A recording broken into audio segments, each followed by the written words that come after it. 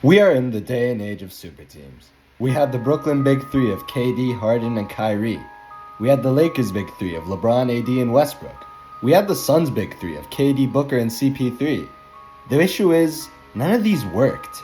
We learned that to win an NBA championship, you need much more than just star power. It's a mix of stars, role players, fit, the right coaching, and much more.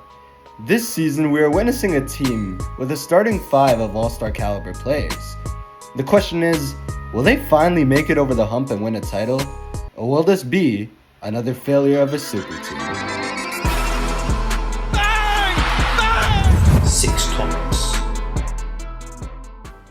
The Boston Celtics are a very good basketball team. Even that isn't giving them enough credit. They currently sit at 48-13, the best record in the entire league, and have already clinched a playoff berth with 21 games left in the regular season.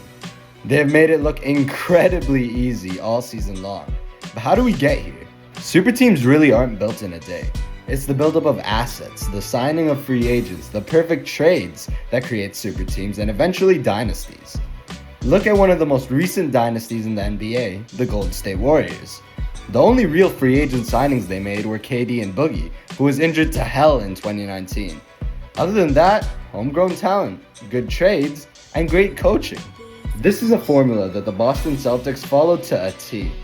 This superstar and cornerstone of the franchise in Jason Tatum was actually their pick in a draft where the Celtics moved backwards.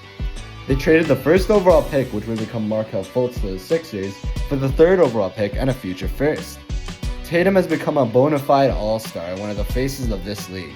He's averaging 27 points, 8.5 rebounds, and 5 assists on 48% from the field. He's in talks for MVP, which was a given considering how dominant the Celtics have been. The case for him is simple. I'm the best player on the best team in the NBA. How can you get more valuable than that? Tatum's supporting cast is better than it has ever been. Jaylen Brown is his fellow third overall pick, and at face value, his numbers have gone down, namely his scoring, but his efficiency has increased, meaning Jaylen Brown has bought into the idea of, hey, I'm fine with sacrificing my counting stats if it means we win this championship. We all know about the impact Brown and Tatum have had on the Celtics, but let's talk about the rest of this lineup. Kristaps Porzingis is the first person I want to talk about. He's been playing out of his mind this season. I mean, the Celtics had to give up a lot for him. I'm pretty sure a player of his caliber warranted a couple of firsts, a quality player, maybe a young player, maybe... Yep, Brad Stevens is a criminal.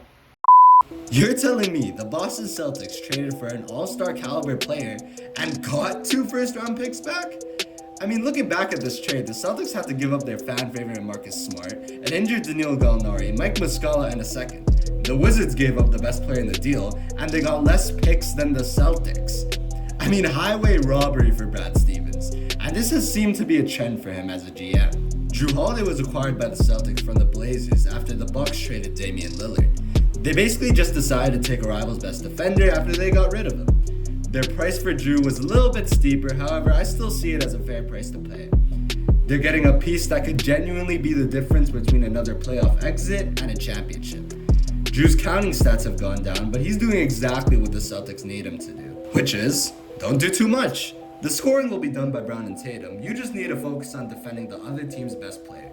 And you know damn well that defense and Drew Holiday goes without saying. The biggest shock of this season and what looks like the biggest steal of a trade in recent memory, Derek White. He is a freaking beast. The Boston Celtics only had to give up 1 first-round pick for him, and he's playing like he's worth 3. If you told anyone that Derek White would be in All-Star talks, you'd get slapped in the face at the start of the season. He's the definition of a Swiss Army knife, someone that can literally do everything on the floor. He can score throughout the game, even in the clutch. He can pass, he can rebound well for a guard, he can even defend at an elite level. Derek White is averaging more blocks per game than the Greek Freak, a former Defensive Player of the Year. Do you understand how ridiculous that statement is? He has the second highest plus-minus in the entire NBA, only behind his teammate Jason Tatum. He's hit clutch shots all year, and he's sprouted genuine talks for most improved player this season. Okay, time for the Blazers. Now it's time to get serious. Because I truly do mean what the title of this video says.